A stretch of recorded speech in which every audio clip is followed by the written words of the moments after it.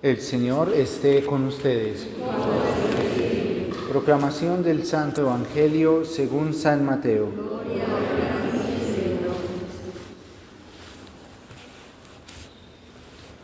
En aquel tiempo dijo Jesús a sus discípulos: Pedid y se os dará, buscad y encontraréis, llamad y se os abrirá.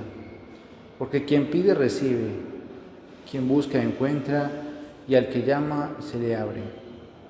Si alguno de vosotros le pide su hijo pan, le va a dar una piedra, y si le pide pescado, le dará una serpiente. Pues si vosotros que sois malos sabéis dar cosas buenas a vuestros hijos, ¿cuánto más vuestro Padre del cielo dará cosas buenas a los que se lo pidan? Tratad a los demás como queréis que ellos os traten. En esto consiste la ley y los profetas. Palabra del Señor. Gloria a ti, Señor Jesús.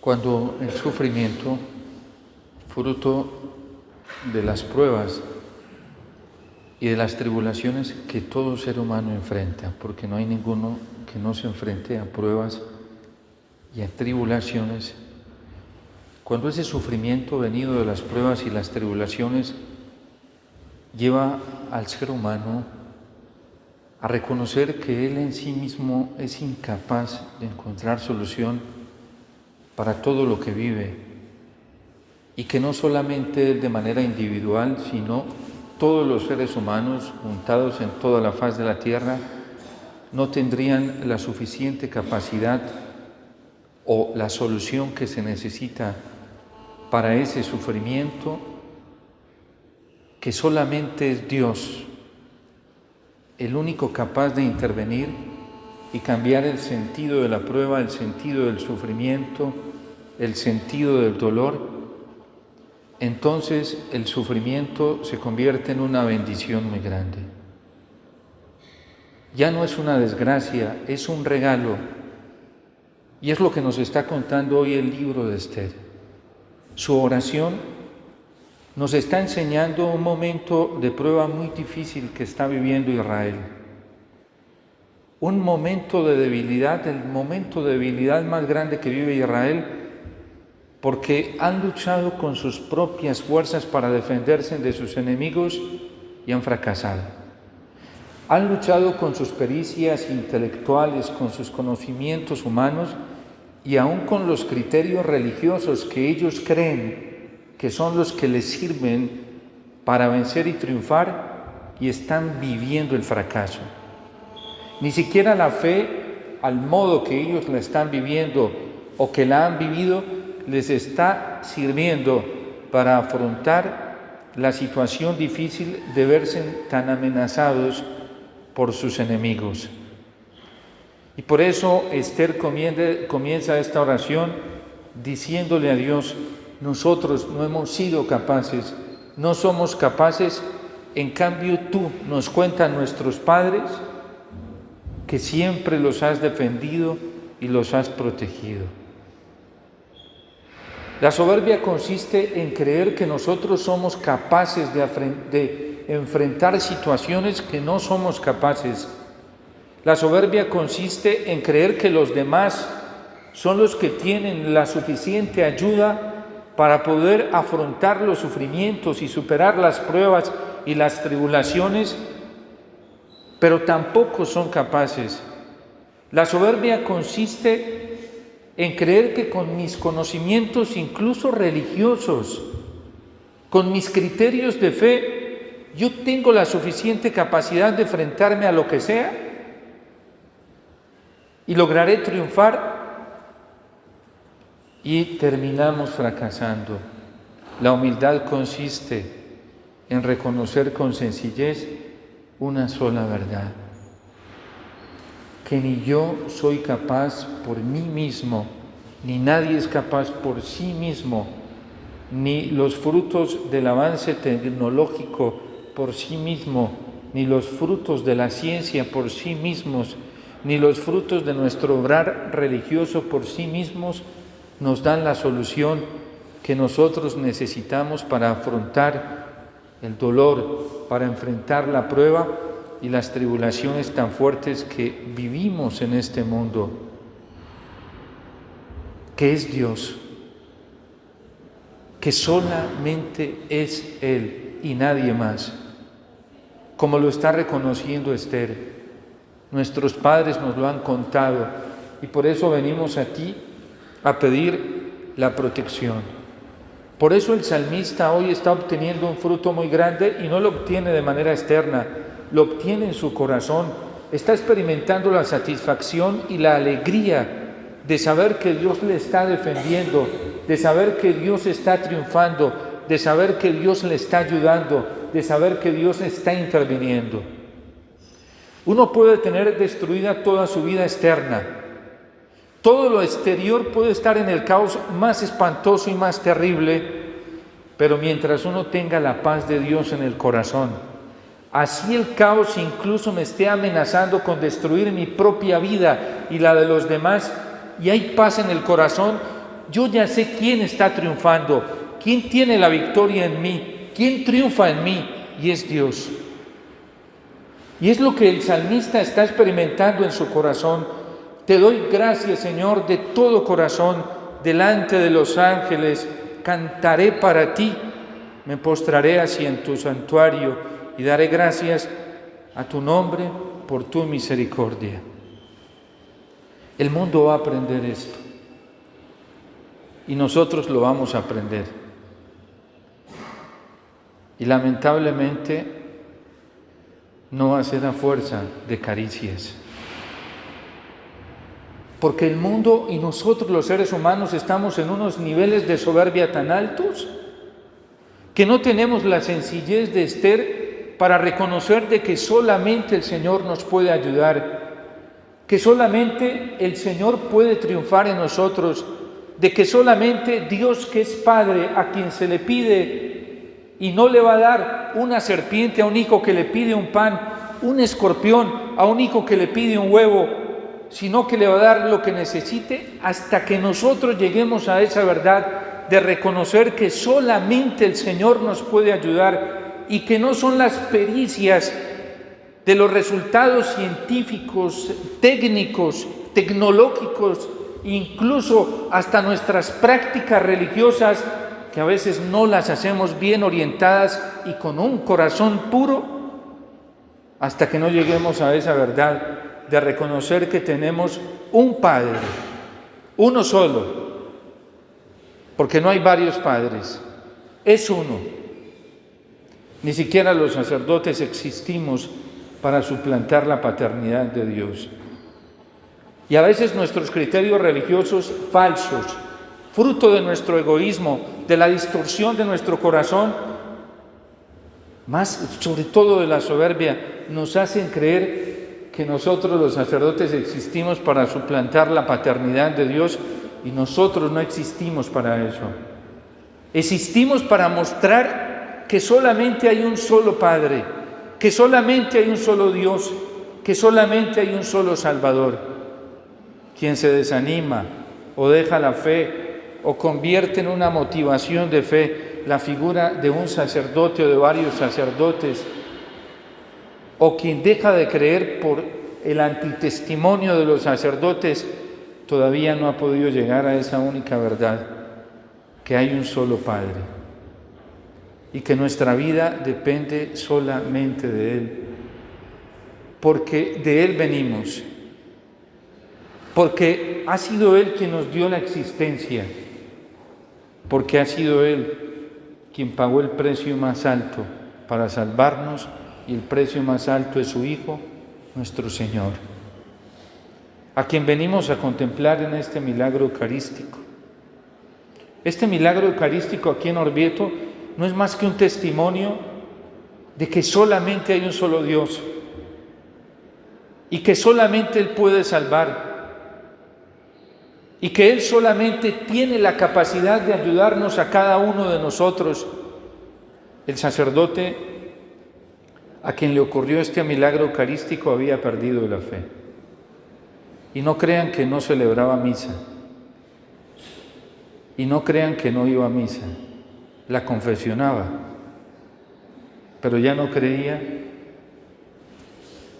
que en el sacramento estaba la presencia de Jesús, estaba la presencia de Dios, estaban las dos naturalezas, la humana y la divina, y se hacían presentes en el altar para salvar el mundo. Hay católicos que aunque asisten a misa, van a misa incluso todos los días, no tienen fe, porque no tienen conciencia de que en cada altar, cuando se confesiona la Eucaristía, está la salvación del mundo. No les alcanza la conciencia para creer que en cada actualización del sacrificio, del misterio pascual, está la solución para todo. Hay sacerdotes que ya no tienen fe. Yo siempre he pensado y concluido, después de escuchar grandes testimonios de milagros eucarísticos, que los milagros eucarísticos le ocurren a quienes han perdido la fe. Y eso no debería a nosotros llenarnos de presunción. Este sacerdote, en esa angustia de haber perdido la fe en la Eucaristía, vino hasta estas tierras a pedirle al Señor que tuviera misericordia de él, porque eso lo atormentaba. Y en plena Eucaristía ocurrió una evidencia de que verdaderamente Dios se hace presente. En la Eucaristía tenemos muchos signos reales que son un misterio y un símbolo también de la acción real y salvífica y actual de Dios en cada momento. ¿Cuánto nos cuesta creer cuando el ministro levanta el cuerpo y la sangre de Cristo, que esas palabras que pronuncia la Iglesia, y todos como Iglesia las pronunciamos, al decir, aquí está el Cordero de Dios que quita el pecado del mundo, cuánto nos cuesta creer que aquí se manifiesta la solución para el mundo? Y puede que no sea un ateísmo de hecho, porque hay un ateísmo más grave, que es el práctico.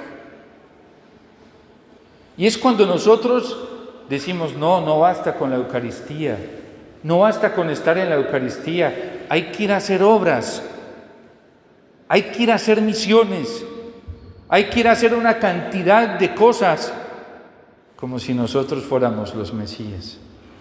Y como si la salvación del mundo, de la amenaza más grande y terrible que es el pecado, dependiera de las muchas acciones religiosas y piadosas que nosotros hacemos.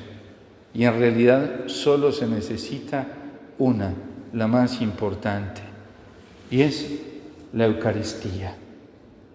El Concilio Vaticano II fue muy contundente y profético a la vez, y también claro. En la liturgia y en la Eucaristía tenemos la fuente de la vida. Esas son palabras muy osadas, porque el concilio nos dice que la vida, que la Eucaristía es fuente de la vida. ¿Cuántos lo creemos? ¿Cuántos creemos que al unirnos a Cristo en la celebración eucarística, en la adoración eucarística, tenemos la solución para todos los problemas? No, Padre, eso rezando no se alcanza la solución de las cosas.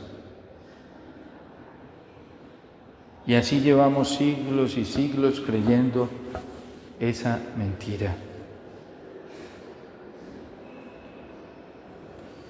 Esther lo creyó. ¿Y saben cuál fruto obtuvo cuando creyó? Porque el sufrimiento a ella la llevó a reconocer de que solamente el Señor la podía sacar a ella y a su pueblo, y le pidió perdón al Señor de su pecado. Cuando ella toma conciencia, ve la victoria, y Dios interviene y salva a Israel. Y efectivamente el enemigo que hacía conspiración para destruirlos terminó siendo derrotado. Cuando Esther dejó de creer que con sus fuerzas y sus pericias lo podía lograr, cuando se puso delante de nuestro único Padre del cielo y le dijo: yo no soy capaz, nosotros no somos capaces, necesitamos de ti, porque nuestros padres nos han contado todas las hazañas y maravillas que tú has realizado, y quiero pedirte perdón por mí y por mi pueblo, que hemos sido incrédulos. Y cuando ella viene y se postra así delante del Señor, como el Evangelio nos lo está recomendando, pidan y se les dará. El problema es identificar en el corazón nuestras dependencias. Si verdaderamente la dependencia para existir, para ser felices, para ser plenos, ¿está anclada en Dios o está anclada en las criaturas? Cuando un corazón depende solamente del Señor, nunca sale defraudado. Cuando un corazón depende de sí mismo o depende de otros, termina fracasado. Cuando nuestra dependencia es solamente del Señor, terminamos satisfechos, plenos, en paz y gozosos, triunfantes, como el salmista lo está cantando hoy. Pues si ustedes, que son malos, saben dar cosas buenas a sus hijos, cuánto más su Padre del cielo les dará cosas buenas a las que se los pida.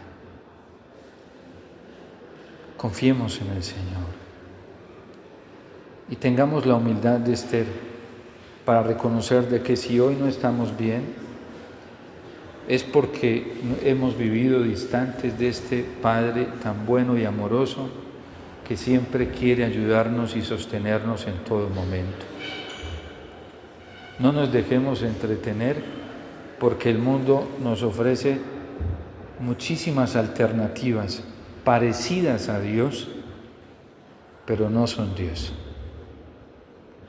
El mundo, aún dentro de la Iglesia, nos ofrece muchas posibilidades y soluciones parecidas a nuestro Padre del cielo, pero no son nuestro Padre del cielo.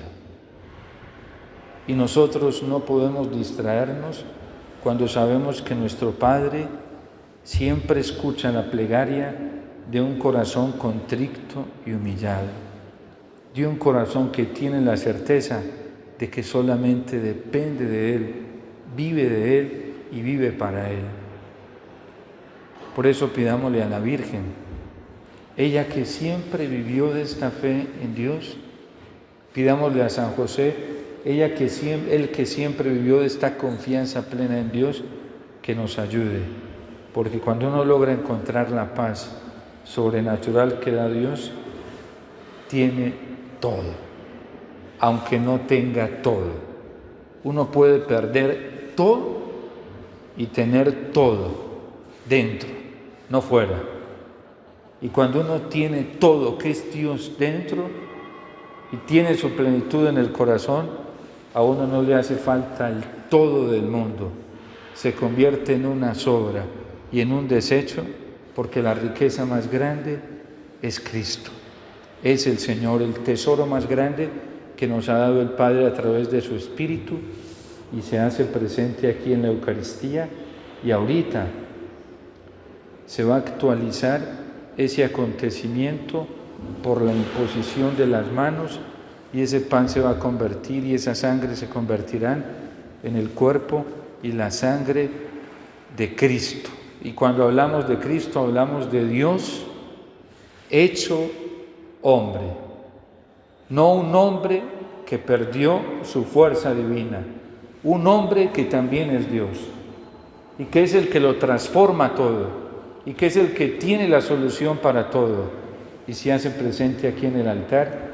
Y luego este Padre tan bueno quiere venir como alimento sobrenatural para nosotros y darnos todas las soluciones que nosotros necesitamos para nuestra vida, sobre todo el tesoro más grande de la paz, de la alegría, del gozo, de la fortaleza que sabe darnos este Padre bueno.